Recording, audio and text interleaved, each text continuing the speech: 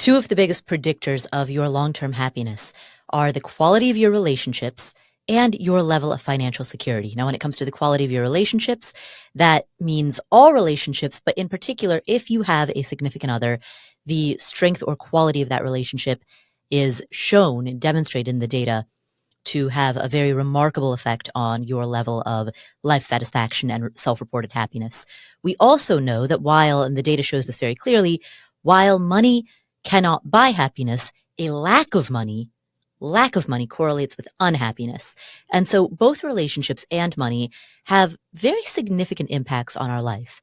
Well, the guest who we have invited to join us today is uniquely positioned to talk about the intersection between relationships and money. Jason Tartick holds an MBA in accounting and finance and spent a decade working as a banker before he rose to national fame as a contestant on season 14 of The Bachelorette. Since then, he has remained in the national spotlight, appearing on a wide variety of shows, including both The Bachelor and The Bachelorette, Dancing with the Stars, Live with Kelly and Ryan, and Good Morning America.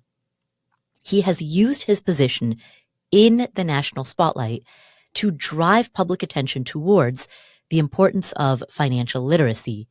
He's done this by publishing books on it and by hosting a podcast, all on the topic of investing and being financially sound. And he joins us today to talk about the intersection between your romantic relationships and your money management.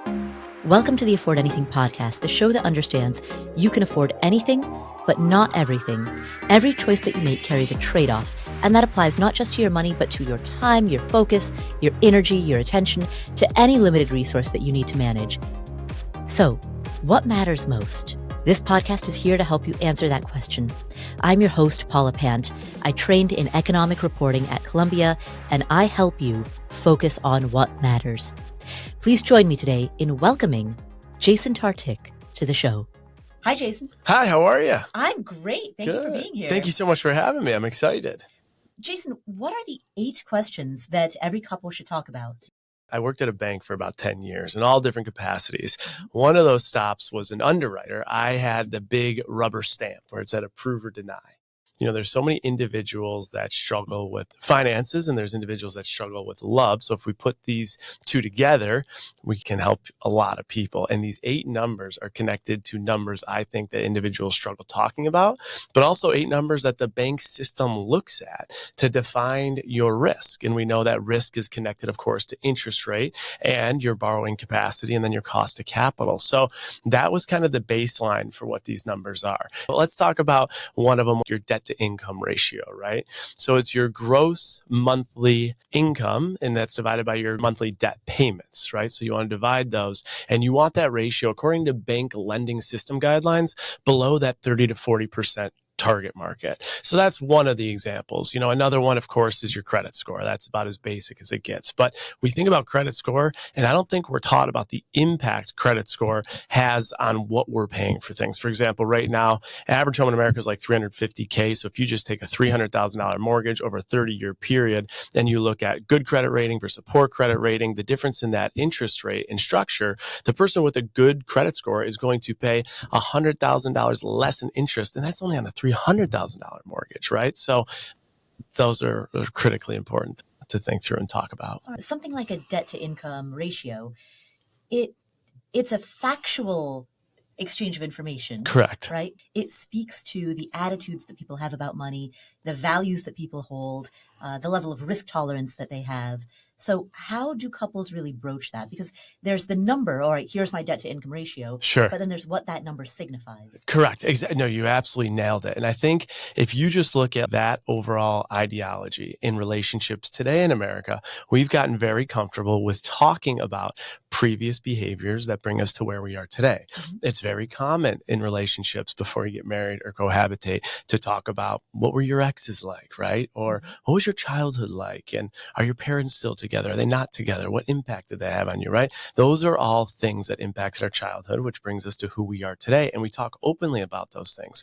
But money, for some reason, we just avoid these things. And a lot of the numbers and stats we'll talk about are built on married and cohabitating couples because we we know once couples get married or cohabitating, that is where we see extremely, extremely red flags. But to get back to your question, I think the biggest thing to say is do not shame, do not blame, do not weaponize, right? We don't want to do that when it comes to money because it's already hard to talk about it. So when people do share things like their debt to income ratio, when they do share things like their net worth or their earnings or their annual spend or their credit score, we first want to go in with, thank you for even sharing that with me, right? Thank you for being vulnerable. Thank you for being honest with me about that. And then to say that your net worth or your credit score or your debt to income ratio or your debt burden, that's not your self-worth, right? That's just a history of patterns, kind of like your dating history, kind of like what's made you you. It's just a history of patterns of what have happened until this point. And then, of course, and I think with finance, what you can control is faster than almost anything so that the future is in a better place. So I think the biggest thing when you look at like a debt to income ratio, it's more acknowledging why you're there, taking self-awareness to maybe mistakes or challenges that had been done, and making sure there's compromise and agreement moving forward to avoid some of those barriers that we see a lot of people tripping into. Right. So with something like a debt to income ratio, let's just imagine a hypothetical couple. Yeah. One partner has a lot of student loan debt. Mm-hmm. Maybe they spent a long time in grad school. Okay. So they're at the beginning of their career, so they Mm-hmm. have relatively low income. Perhaps you have one partner who has that circumstance. Mm-hmm. You might have another partner with I won't say exact same, but similar debt to income ratio. Mm-hmm. But that debt to income ratio was fueled by perhaps a history of consumer spending, a history of buying luxury cars on credit, Mm-hmm. things of that nature. So you might have two people who actually have similar stats, Mm-hmm. but the reasoning behind those stats are different. How do you start to come to that? Yeah, perfect example there. I think it's perfectly well construed. But if you think about it, there's good debt and there's bad debt, right? Mm-hmm. Especially someone who's a lender, I had the ability to, lend hundreds of millions of dollars to companies. We know that just in general, the idea of good debt is debt that connects to an underlying asset of some nature that will appreciate in value, or historically we know will appreciate in value given the history that we have. So when you have someone taking out student loans as it connects to, let's say, the dental industry or the pediatrics industry, we know historically that you are going to be paid a certain amount of percentage and you have a very high likelihood of earning X amount of dollars within a certain period of time. So I would consider in that circumstance, that's good debt. So when you're having these conversations, it's understanding it. We know that when you're spending frivolously and you're spending it on assets that don't appreciate at all, I consider that bad debt. Now, I don't think that people that want to spend on those things or make it a priority are bad people. I don't think spenders in general should only be hit with the negative connotation bad, because there's some good things that come with them too, right?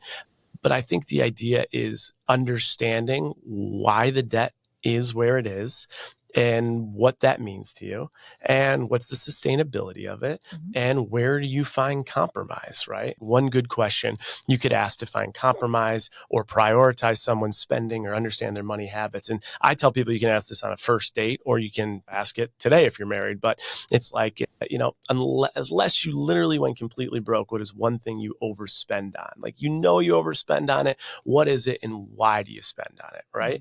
And just based on your answer to that, I can understand how you prioritize your spending, what certain things mean to you, where you're willing to compromise, where you're not willing to compromise, etc. So I'll ask that question to you. If you were completely broke, yes, right? Unless I was completely broke. Well, let's say, you're an inch away from broke. What is the one thing that you would still spend on, the one discretionary item you would still spend on? Yeah, the discretionary item that I know that I overspend on is all connected to experience. So dining out. And travel and lodging. So my hotels, my transportation, and then dining. I know I spend too much on that.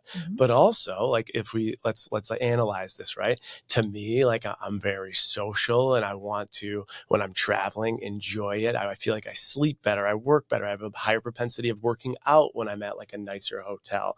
And I know that experiences are where I want to spend my money. So just in that conversation, whether we're close friends or you're in a relationship, someone could instantly hear like like the things that matter to you. Like to me, it would be more meaningful with a partner to go out to dinner with them as opposed to buy a material item. Like those things aren't as a high value to me. So yeah, that's a fun little example to have. Like, and also notice how when we have this conversation, I'm thinking about cool things. I'm thinking about the restaurant we might go to. I'm smiling. The energy's high. You're smiling. These aren't conversations like, what's your net worth, right? Yeah. It's not these like intimidating, what are you going to make right now? How are you going to earn more? It's a lot, stop spending with Amazon packages. It's more of like, let me hear you and let me learn about you. Right. So what I'm hearing then is that the conversation about money really unlocks the conversation about what your underlying values are. Correct. And even behaviors. What's weird is there are so many connections to therapy and actually financial management and financial conversations. The theory I always like live by and stand by is that we weren't taught this stuff in the school system, so we don't know how to talk about it. But like basic things and needs and wants in our life, we were always taught about. Like even in kindergarten, I remembered when I had a stomach ache and I didn't feel well, I had to go to the nurse. And when I talked to that professional, I could explain to them things that wasn't working out for me. With health, we've learned it. With all different topics, we've learned it. With money, we haven't. And the other thing with the money conversations is we know that married and cohabitating couples, 50% of them say they don't have comfort in having money discussions in any capacity. Then of those 50%, we did more research and it said that 73% of them said that money arguments are a material issue within their relationship. So we know that half the people aren't comfortable talking about it. And about 3/4 of those that actually do have comfort and talk about it aren't talking about it in a healthy way to bring solutions to the table. You said you did this research. Now, this is something that you conducted, like a survey of your audience? We had a group research team for the book. They're all professional groups that did this. Oh, okay. So you had independent. Yeah. So I didn't. Independent. I didn't take like 10 people and then make these conclusions. Right. We had like very formal research that we took from professional groups that already completed this stuff. Interesting. Yeah. You mentioned earlier that you don't want to disparage spenders because there are actually positive attributes that are associated with the spending tendency. What are some of those attributes? Yeah. So that's a theme that also connects to money in America, stigmas. We think high earners mean high wealth. We think great credit score means high wealth, right? We think spenders, bad. I know a lot of people that have in the 500 credit score range, multi-millionaires over and over again, right? I know some people that earn literally $10 million plus have next to nothing to their name. So I think the biggest theme with this question is like, let's eliminate stigmas we process in America with money. I think a lot of us gaslight through money. I think a lot of us show assets and things that we have when we don't, and vice versa. But I think back to your question, let's talk about some positive attributes with spenders, right? So spenders can see value in taking their asset and deploying it towards something to either make them feel good, make the people around them feel good. Sometimes spenders are often considered generous. I think something with spenders that is a huge attribute is they aren't as risk averse with their money. We know that you have to properly manage money, but we also know that you have to take on risk to earn money. And one unique quality of spenders is when they see value, they know how to execute. And so one, disadvantage or weakness of a saver is that sometimes their risk averse behavior gets in the way of them making executive decisions they have to make on investments, on opportunities to grow their money. And so those are some ideas of advantages and disadvantages to spenders and savers. But the idea is we have learned when people say they're savers, they're the best, and when they're spenders, they're the worst. And the overarching theme is like, let's take a step back and stop labeling everything we do with money, because when we're labeled, we know we become defensive. And when we become defensive, we know that in general, it's tough to really find continuity and unity through that. Just to dig into part of that answer, do you see a strong correlation then between spenders and risk takers, let's say investment risk takers or entrepreneurs? And conversely, do you see a correlation between savers and people who are a bit more conservative in the way that they invest. Yes, that is precisely the theory. Like when I iron out some of the advantages and disadvantages of spending and saving, it's precisely exactly that, right? But I also think that it's so hard to do cookie cutter labels with anything finance related. And I think what we have to do as individuals is really look at our patterns and our behavior and understand them, right? So I could sit here and say, my thesis is that spenders have an ability to see an opportunity, investment opportunity, move quicker than savers. But there could also be spenders out there that are like, that ain't me. And that's okay. I don't want to put a cookie cutter label to you. What I want you to do is go through your spending, understand your behaviors, and understand why you're doing what you're doing, right? So bring the conversation back to what I said about the therapy comment. So we know that therapy connects to financial behaviors. We know that when people are in pain, there's a few things that they'll do. One thing they'll do is medicate. Medicate, you think about taking a pill or something. But medicating could be a lot of things. Medicating could actually be you just work out and exercise more. It's a form of numbing. But I think a lot of people actually will experience pain in their life or financially, and then they will go to how they channel that, and they'll medicate through numbing, through spending, through self-sabotage with their money, etc. So the only people that can truly answer this are the people listening, being self-aware of exactly what they're doing with their money and understanding their behaviors. And I think I call that behavioral-based budgeting. I think that's much more effective than taking out spreadsheets and crunching every number and being like, okay, you got $17.21 to spend tonight because you already spent $124. Can you elaborate more on behavioral-based budgeting? Because it sounds as though the root of it is a strong self-awareness as to the underlying why behind each expense. Correct. Yeah. So I started doing this when I was 21. I'd print out my credit card statements and I would just scan them. And at 21, I was scanning and scanning. Okay, everything. I'm looking for outlying things.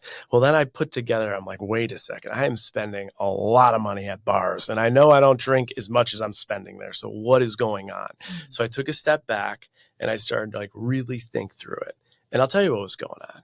I was coming off senior year of college where I was at all-time highs.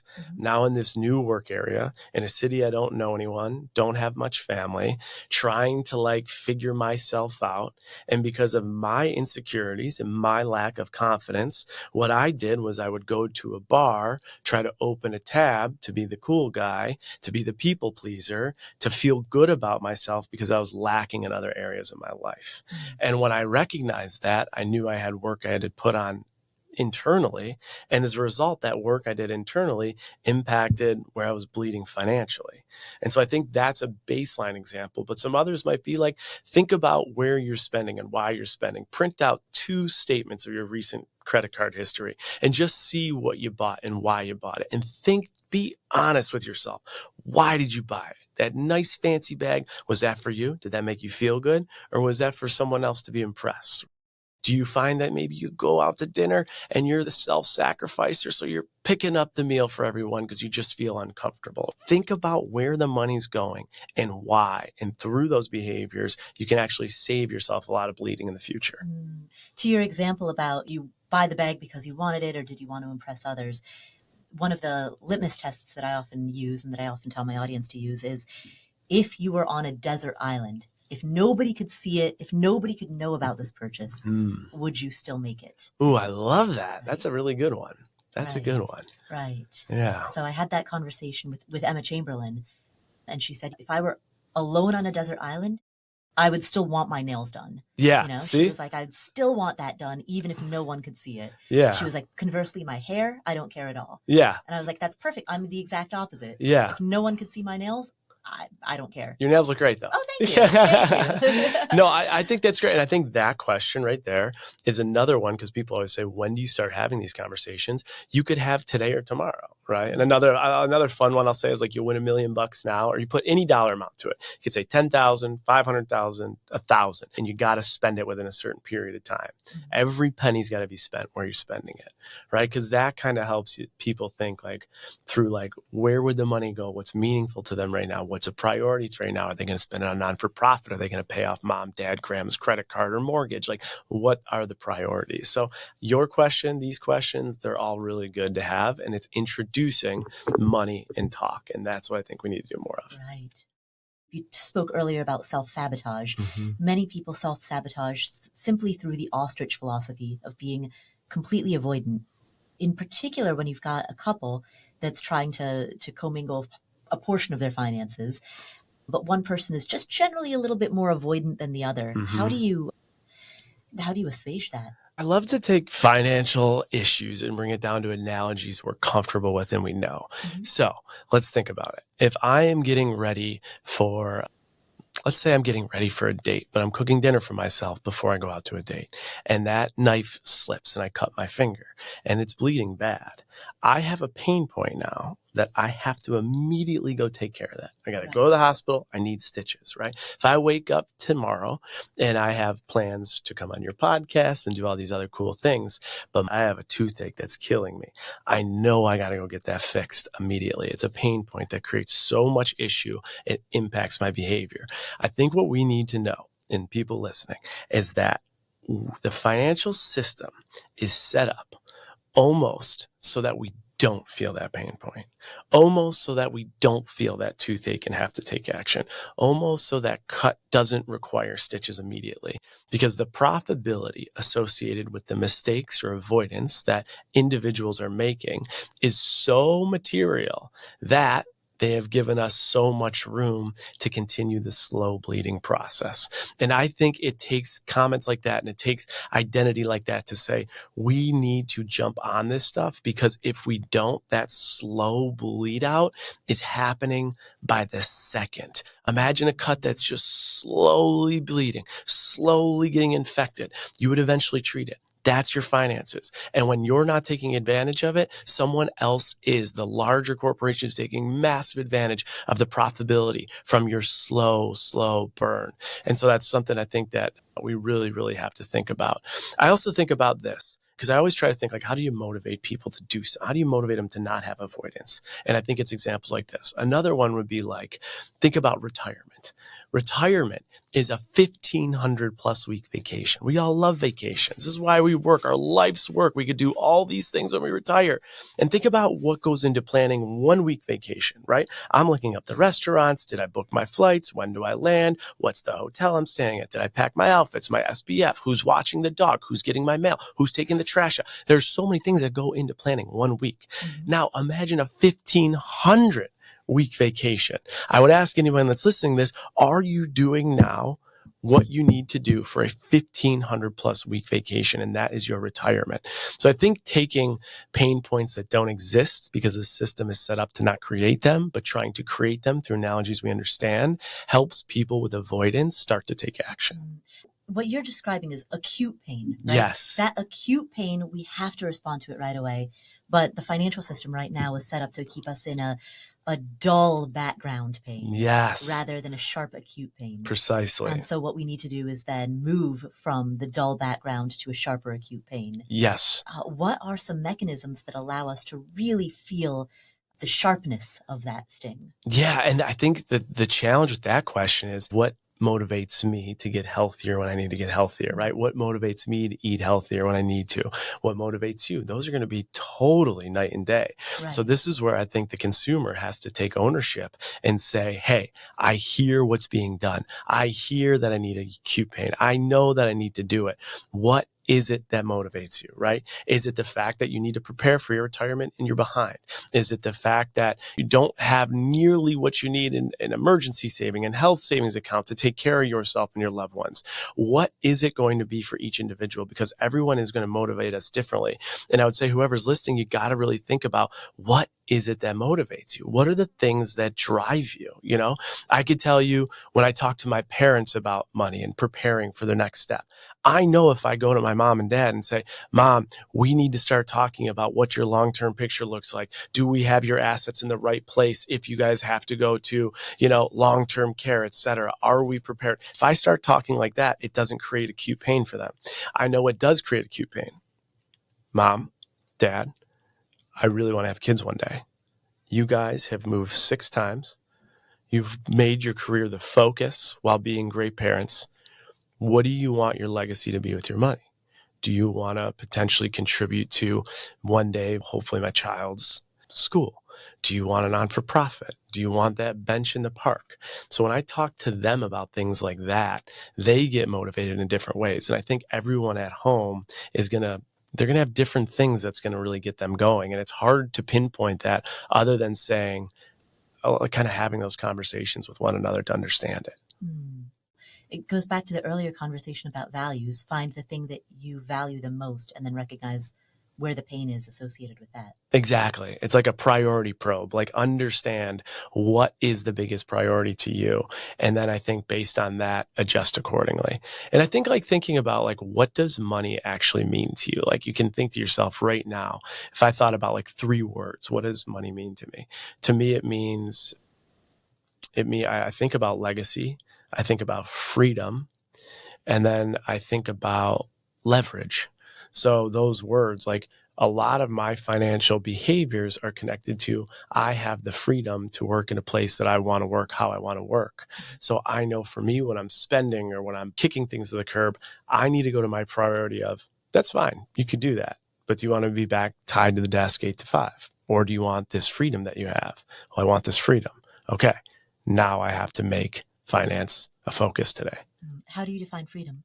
To me, freedom is having the flexibility to kind of do what you want, how you want, the way you want. And although sometimes it comes at a cost, pursuing passions. It's like the old Steve Jobs quote of when he talked about passion. It's like everyone talks about passion, but the real truth is when you're working in something that's aligned with passion is that you are willing to do things that don't logically make sense. He's like, I've been fired from this company, kicked off the board. This company was broke.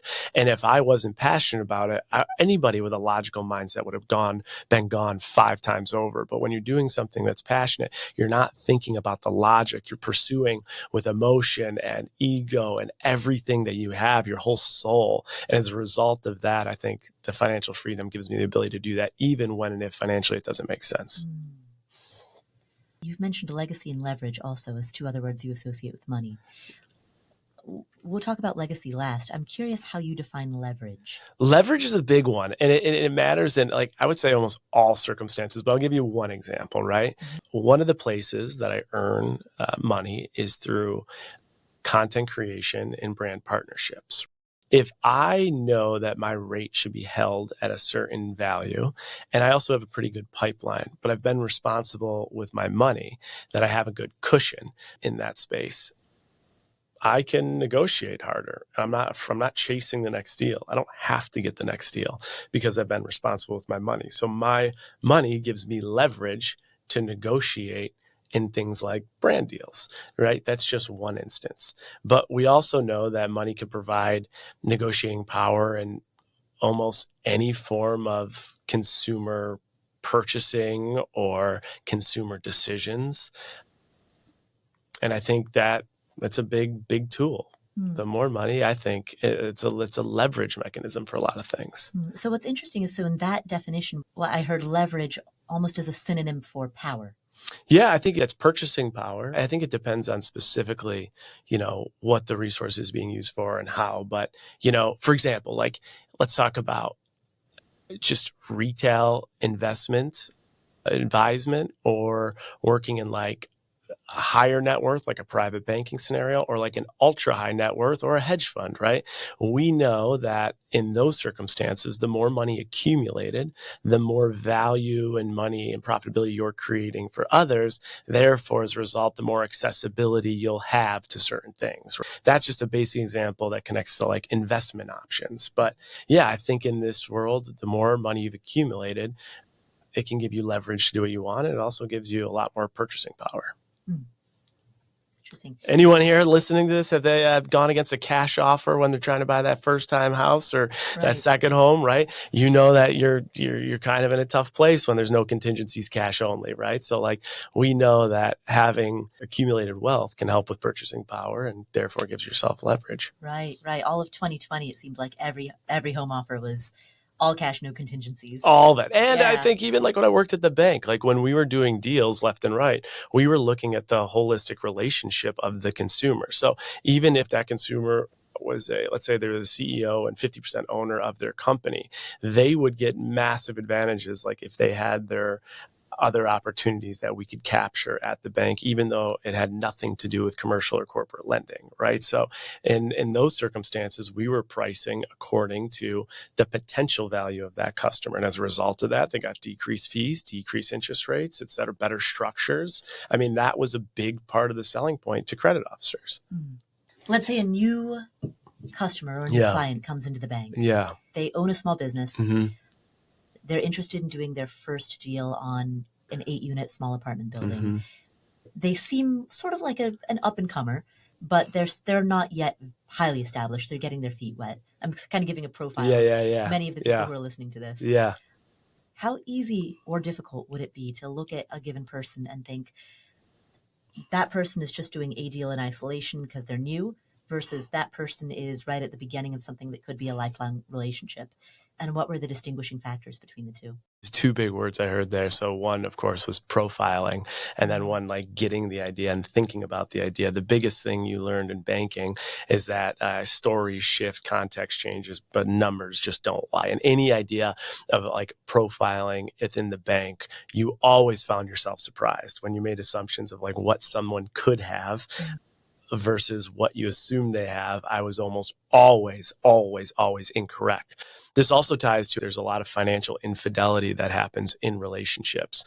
And so we know that married and cohabitating relationships, there is one person 43% of the time committing financial infidelity, which is material stealing, cheating through money. There was an example of an individual that did kind of this thing. They assumed, they saw the person was making good money. Their husband, who they married quickly at the time, had told them that their credit struggled, so they didn't want to be on the mortgage, but he would Venmo half of the money or Zelle half the money for the mortgage because he had good earnings. So because he had good earnings, she had confidence in it. She gets the mortgage. Both of them go on the deed. The day they close, literally the day they close, the IRS owns the entire house because of his back taxes. And so this was one of many examples that we saw. This one, we wrote about it because we could prove all the moving parts of it to put it in the book. But I think when we assume or when we profile, it leaves everyone up for gray area. And we know gray area in money, in relationships, or someone walking into the bank creates a higher risk. And so I think it's always like, especially with a bank, like how, signed PFS, getting tax returns, getting as much accumulated data as you possibly can to understand like what is the true profitability of this customer. And if you're someone that's going into the bank to negotiate, bring your statements, have a PFS ready to go, have your tax returns ready to go. So PFS is a personal financial statement. Yeah. Have everything that you can possibly bring to the table to showcase I am of value to your bank. How badly do you want me? Especially in a time where banks are clawing at assets and lending's getting a little tougher. Right.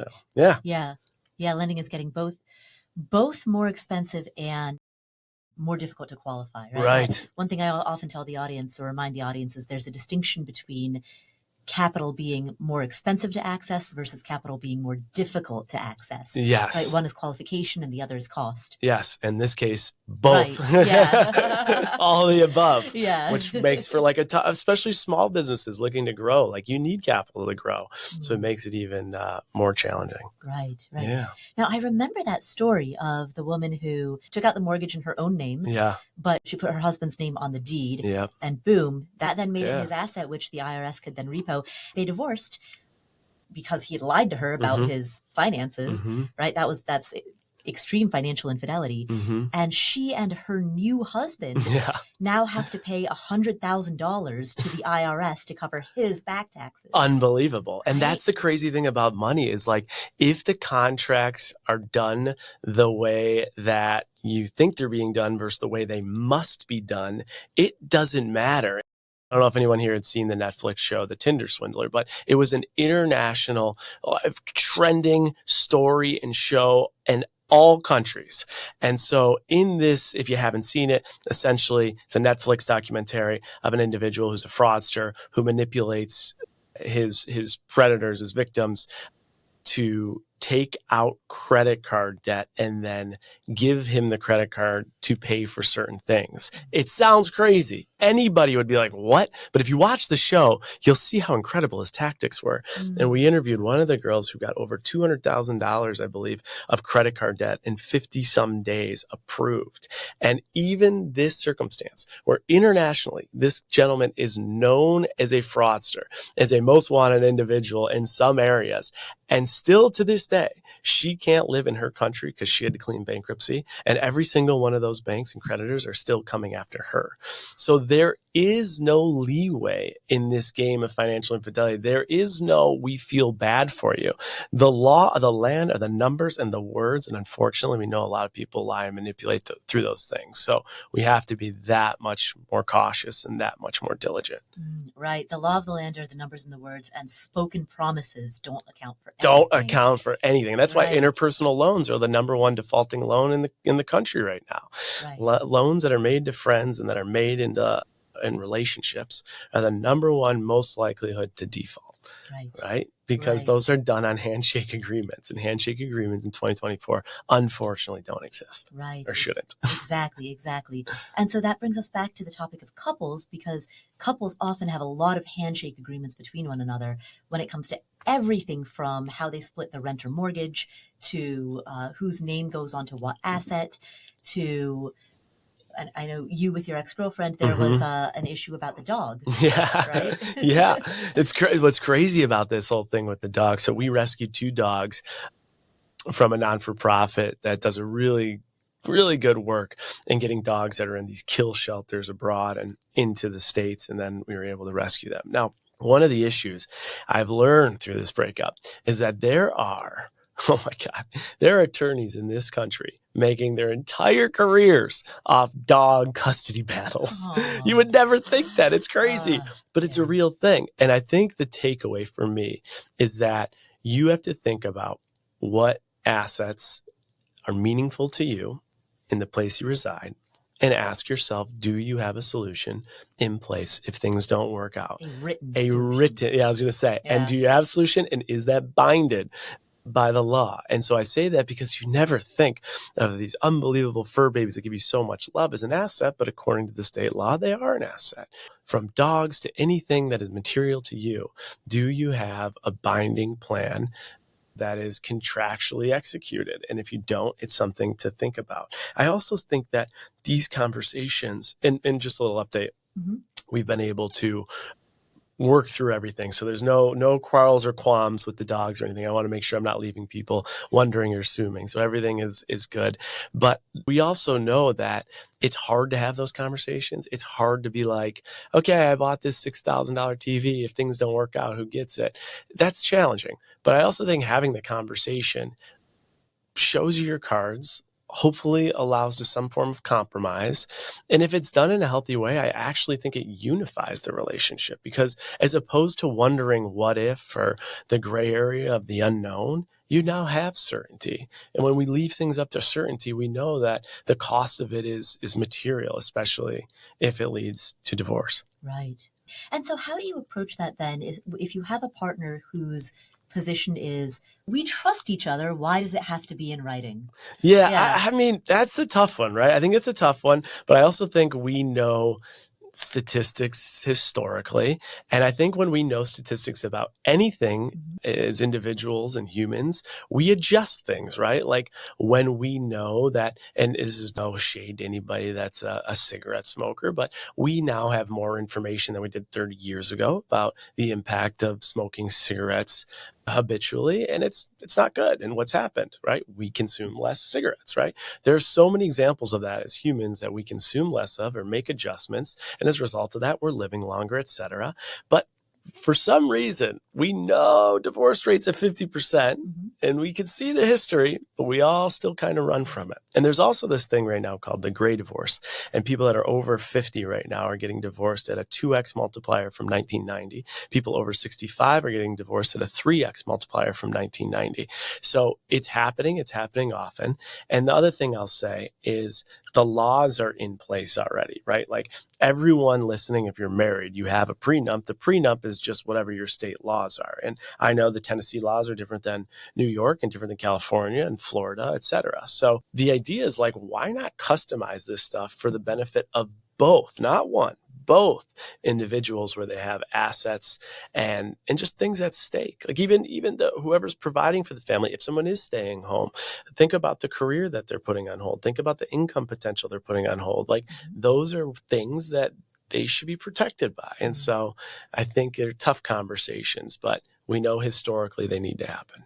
So, I mean, personally, I agree with you, but I've seen a lot of people on Twitter. Yeah. I should not go on Twitter. I think Twitter's tough. Yeah. That's the toughest one, I think. Be careful on there. I guess X, as they call it now. Mm-hmm. I've seen a lot of people on X who will argue, oh, that's like you're just planning to break up. You're just planning to fail. Yeah. I mean, my response to that would be like, okay, well, if you do fail, then you're going to go to laws you haven't even looked at. So why not just go look at what's there and say, okay, just in case we know what's there, right? You know the speed limit, so you don't drive over the speed limit. Why not at least look at the laws that currently exist? You're agreeing to a contract. Would you agree to a contract if you didn't see it? Probably not. So why don't you at least look? That's one. And the second thing I would tell them is that historically, we know that 50% of relationships don't work out. And what I would put on top of that is we know that from the research and everything that we found is that money arguments are the second leading reason for divorce.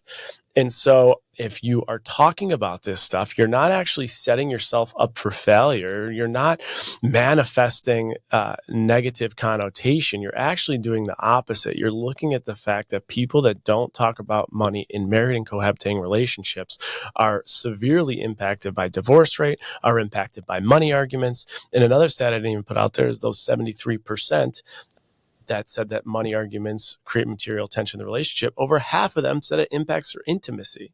So we know that having these conversations is positively impacting all areas of our relationship. And so I think avoiding them is not putting off a potential failure. I think stepping into them is actually creating unity through conversation. Now, you mentioned earlier that when you know statistics, you can make more informed decisions. But I will just pose the counter argument. Yeah. We also know that the majority of would-be entrepreneurs, the majority of small businesses fail. Yeah, right? true. I think the stat is something to the effect of 4 out of 5 small businesses fail. And yet we all, I actively encourage my audience, go start a small business. Sure. Go do it, despite the fact that 4 out of 5 fail.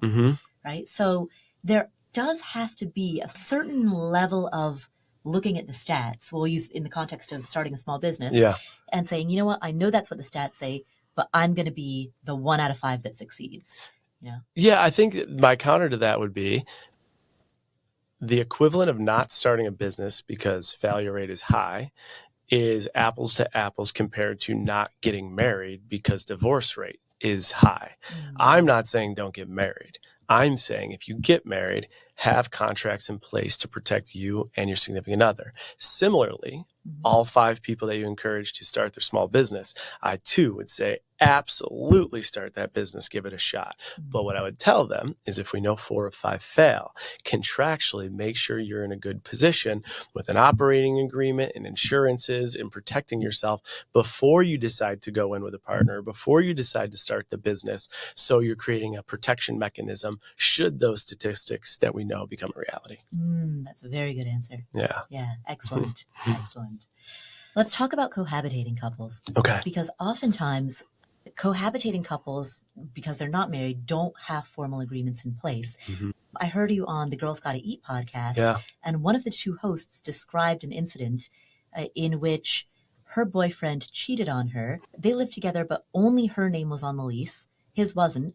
And so she just locked him out. She just locked him out. Is it weird? And that, like, I loved her at the rate. I love her, but I was like, in that worst circumstance, I'm like, oh, he got hustled there. Yeah. And he was like, I live here. And she was like, prove it. Yeah. Truly though, right? Like, and I was like, ooh, that's cold. Ooh, yeah. that is Oh, wow. Yeah, I know. I was like, oh damn, I didn't want to give my opinion, but I was like, see, this guy should listen to this episode. But that stuff happens all the time. It's nonstop. I even said on that podcast, I put out, I've done a lot of weird things with social media in 6 years, from dating shows to personal finance stuff.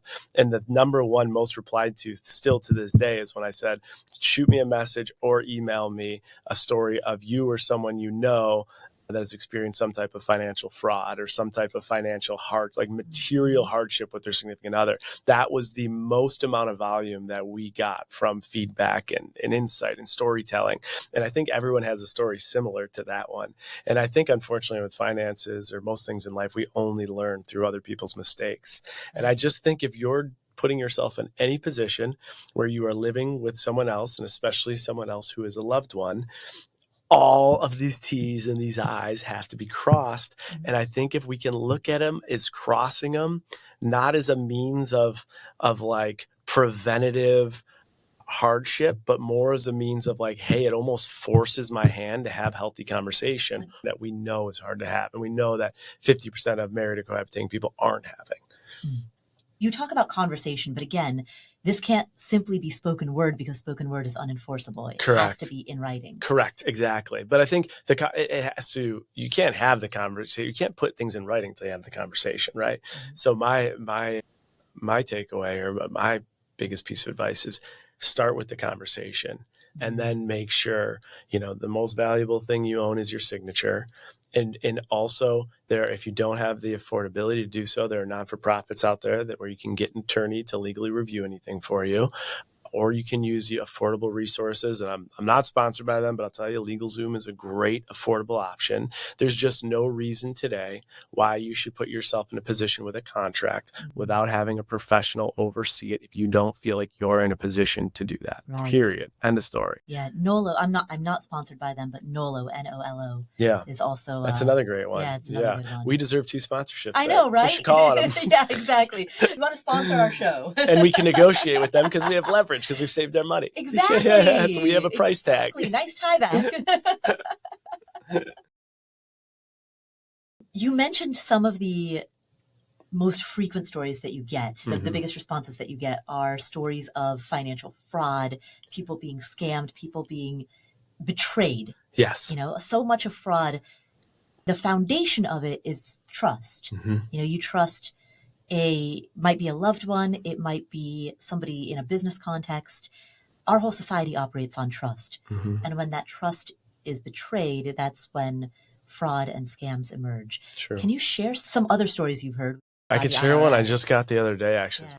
Before I share that one, I also want to say that I think we have learned that betrayal and lies and deceit happens. Like, I think we've become accustomed to that. Actually, so much that I had a FBI negotiator on the podcast. Chris and Voss. Yes, Chris Voss. And Chris, he says, whenever you want a yes out of someone, right, ask them a question where the answer is no, but you still get the same result. So like, would you be opposed to getting sushi tonight? Yeah, exactly. Yeah. You nailed it. You know, right? So I think, so with that one, I think we were so trained to say no to things that clearly we know betrayal exists.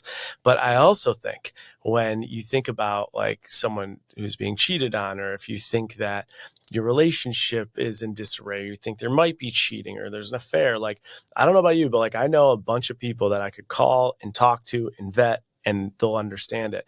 I think when it comes to financial infidelity, we're kind of handcuffed. I think most people are like, I don't even know where to start. I don't even know do I call an attorney? Do I call the police? Do I call my mom? Do I call my dad? Do I say nothing? So I think that's one of the biggest things. But I just got one recently where this girl told me that she was with her fiance for 7 years, and felt something was off with his money habits, and they were on their way to getting engaged. And she went through some of the accounts and learned that he had over $250,000 of gambling losses. Wow. And the only way that she found out was by actually catching him, by going through the numbers and calling him out. And now she's in this predicament where she's like, he was honest with me once I called him out, and he definitely has a problem and acknowledged it. She's like, but I don't know if I can get married to someone who is lying and like pretty much cheating on me through money the whole time. and now is taking ownership. And so that was a tough one, because she's about to say I do, and now she found all this out. Ooh. Right. Wow. So that's a big one. Another one is like, people's spending and what are they spending it on. Some people have hidden accounts and they're using those purchases for things that their significant other wouldn't approve of, more like aligned with infidelity stuff. And we found some statistics out there too that showcase those who commit financial infidelity have a high propensity to commit infidelity. And infidelity is another leading reason for divorce. So a lot of these things connect. And I think the biggest thing with finance, and I said this on the Girls Gotta Eat podcast, is like, everyone like hides all their red flags. We don't show them. So one thing I always like to tell people is like, when someone shows you a red flag, like give that person a hug. They've done something that most people don't do. Most people are hiding and lying and deceiving. Financial errors can be fixed, and they can be fixed, as you know, so quickly. Like small adjustments could have small adjustments with commitment and discipline could have the biggest impact in such a fast forum. So, yeah. Well, you're saying when somebody shows you a red flag, meaning when they volunteer Yes. non-flattering information about themselves. Yes. If, for example, if that guy had simply volunteered, like, hey, I need to talk to you. I think I have a problem with gambling. Yes. Right? Had he just volunteered that. The difference there is so immense. It's taking accountability, it's acknowledging, it's self-awareness, and having the vulnerability to talk about it. And those things could be fixed. So yeah, that's a perfect example. If someone tells you, like, you start to have these conversations, they have terrible credit, or their income's not where they want to be, or their annual spend is too high, or they haven't saved anything for retirement, or they have a huge debt burden. Like, the fact they're willing to talk about these things is so important. Embrace it and know so many solutions can be put in place with super fast results. Right. Should couples entirely commingle their finances, or should there be a yours, mine, and ours distinction in the accounts? It's it's a really another tough one, because everyone's situation is so unique. I have a theory that it should be based on what the earnings look like. And I think if you have two couples that earn within 15 to 20% of one another, you should determine how much you want to contribute to a fund. And in that fund, it should be a joint account. And then you guys should contribute equally to that account and then use it for things that you think make sense. I think if there's a big income disparity, but you're both working, you can do the same thing and then just pro rata what you're putting in based on the earning level and use that money towards functions or food or bills or whatever. So I'm a huge believer in the joint account. And then I think it's just how you contribute, how you use it, and then figuring out what makes most sense for you. But I think everyone should have individual accounts and a joint account. Why is that? So one of the things I think is that having ownership of your money come in and what you're earning and how you're spending is so important, but also having the ability to contribute to the relationship based on how you decide with your partner it makes sense. I think that's why it's really good to have individual and joint accounts. And I think at the end of the day, whether in a relationship or not, you have to be held responsible for what you do and how you do it with your money. And that's why I think having individual accounts is great. But I also think going over your net worth either 4 times a year or biannually is a really good practice to do with your significant other. I think the beauty of net worth is that it captures everything, every account, spending, earning, all the things. And I think if you have your own individual accounts and then you have a joint account, so you're taking individual ownership of what you want to do and how you want to do it, how you want to spend your money, but you're still being open and transparent about it, you can capture that in your net worth with your partner. And ideally, especially as two working individuals, you want that net worth to be increasing. There's going to be material outlying circumstances, but in general, overall, your net worth should be increasing. So getting a barometer for that 4 times or 2 times a year to capture all accounts with your significant other also will still provide visibility while operating independently and jointly. If you have both individual and joint accounts, should you view your net worth through a joint lens, or should you have different net worths? Should you have each of you have an individual net worth, and then you also have some type of a joint net worth? I think looking at 3 numbers is really important. I think looking at each person's individual, and then, so that's obviously 2, and then the overall units net worth. I think it gives you a good barometer of individually what you're doing is working and how you're growing. Right. And I think it then shows as a couple how you guys are growing as a unit. So I think looking at each individual's and then the overall net worth of the couple is just, it is such a healthy exercise that literally will take 1 hour. You think about all the time you throw away doing certain things, 1 hour, and you both have complete visibility without blame or shame, just for the purpose of being constructive for your overall financial health and wealth. You can see what's going on, where it's going on, and how it's impacting the family. Think about how many conversations and arguments could be avoided if that transparency was there. Right. Yeah. Right. Well, thank you for spending this time with us. Where can people find you if they'd like to hear more of you? Yeah, thank you so much for having me. This was fun. My book is Talk Money to Me. You can get it on Amazon, Target, or Barnes and Noble. It's funny because it hit the bestseller list in love and romance and in finance. So there's a little something for everyone there. And then my podcast is called Trading Secrets. We really focus on financial transparency. So people that you look up to, follow, or learn from, what we get into is where they make money, how much they made, where they lost money, so that through those dollar amounts, we could learn lessons from those that we praise and hopefully take some of those takeaways into our life. And then my handle on Instagram, TikTok, Twitter, whatever, X, whatever you call it now, is all Jason_Tartick. So that's a little bit about me and where I'm at. Oh, fantastic. Yes. Well, thank you again for spending this time with us. Thank you for having me. I appreciate it. This was fun. Thank you, Jason. What are 3 key takeaways that we got from this conversation? Key takeaway number 1. Conversations around money can be incredibly emotionally charged. People often feel judged or shamed or embarrassed. And so the first step in having a healthy conversation around money is to create a space where both partners feel comfortable. In this first key takeaway, Jason shares pointers around precisely how to do that. The biggest thing to say is do not shame, do not blame, do not weaponize, right? We don't want to do that when it comes to money because it's already hard to talk about it. So when people do share things like their debt to income ratio, when they do share things like their net worth or their earnings or their annual spend or their credit score, we first want to go in with, thank you for even sharing that with me, right? Thank you for being vulnerable. Thank you for being honest with me about that. And then to say that your net worth or your credit score or your debt to income ratio or your debt burden, that's not your self-worth, right? That's just a history of patterns, kind of like your dating history, kind of like what's made you you. It's just a history of patterns of what have happened until this point. And then, of course, and I think with finance, what you can control is faster than almost anything so that the future is in a better place. And so that is key takeaway number 1. Key takeaway number 2.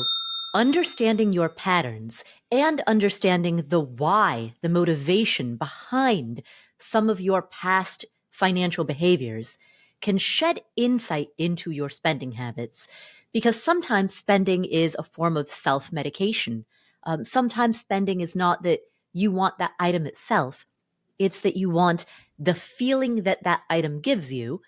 And the reason that you want that feeling that that item gives you is because you feel deficient in obtaining that feeling in other areas of your life. That doesn't mean you are deficient. It simply means that that is an emotional need that is not being served. So in this second key takeaway, Jason talks about how developing that deeper self-awareness can help you understand your own spending behaviors, and it can help you understand your partner's spending behaviors. We know that therapy connects to financial behaviors. We know that when people are in pain, there's a few things that they'll do. One thing they'll do is medicate. Medicate, you think about taking a pill or something, but medicating could be a lot of things. Medicating could actually be you just work out and exercise more. It's a form of numbing. Mm-hmm. But I think a lot of people actually will experience pain in their life or financially, and then they will go to how they channel that, and they'll medicate through numbing, through spending, through self-sabotage with their money, etc. So the only people that can truly answer this are the people listening, being self-aware of exactly what they're doing with their money and understanding their behaviors. And so that is the second key takeaway. Finally, key takeaway number 3. When couples are commingling their finances, there's always the question of how should this commingling take place? To what extent should each person have some degree of independence or autonomy? And to what extent are we in it together as a team? In this third and final key takeaway, Jason shares some strategies around how a couple can merge their money. I have a theory that it should be based on what the earnings look like. And I think if you have two couples that earn within 15 to 20% of one another, you should determine how much you want to contribute to a fund. And in that fund, it should be a joint account. And then you guys should contribute equally to that account and then use it for things that you think make sense. I think if there's a big income disparity, but you're both working, you can do the same thing and then just pro rata what you're putting in based on the earning level and use that money towards functions or food or bills or whatever. So I'm a huge believer in the joint account. And then I think it's just how you contribute, how you use it, and then figuring out what makes most sense for you. But I think everyone should have individual accounts and a joint account. Having ownership of your money come in and what you're earning and how you're spending is so important, but also having the ability to contribute to the relationship based on how you decide with your partner it makes sense. I think that's why it's really good to have individual and joint accounts. And I think at the end of the day, whether in a relationship or not, you have to be held responsible for what you do and how you do it with your money. And that's why I think having individual accounts is great. Those are 3 key takeaways from this conversation with Jason Tartick, an MBA banker who rose to fame on The Bachelorette and has now leveraged that fame to draw attention to the intersection between relationships and money and how to navigate that, well, wisely. Thank you so much for tuning in. If you enjoyed today's episode, please do 3 things. First, share it with a friend or a family member. That's the single most important thing you can do to spread the message of great financial health. Second, follow us on YouTube, on Apple Podcasts, on Spotify, in your favorite podcast playing app. Follow us in all of the above. We deeply appreciate it. And in any podcast playing app like Spotify or Apple Podcasts, you can leave us up to a 5-star review. Please do so. It enormously helps us as we book other amazing guests. Finally, subscribe to our newsletter, which you can access by going to affordanything.com/newsletter. And if you're watching on YouTube, please subscribe to the YouTube channel and hit the little bell for notifications about future episodes. We have some great episodes coming up, so make sure that you're following us on all of the above platforms, as well as subscribed to our newsletter. Thank you so much for tuning in. My name is Paula Pant. This is the Afford Anything podcast, and I will meet you in the next episode.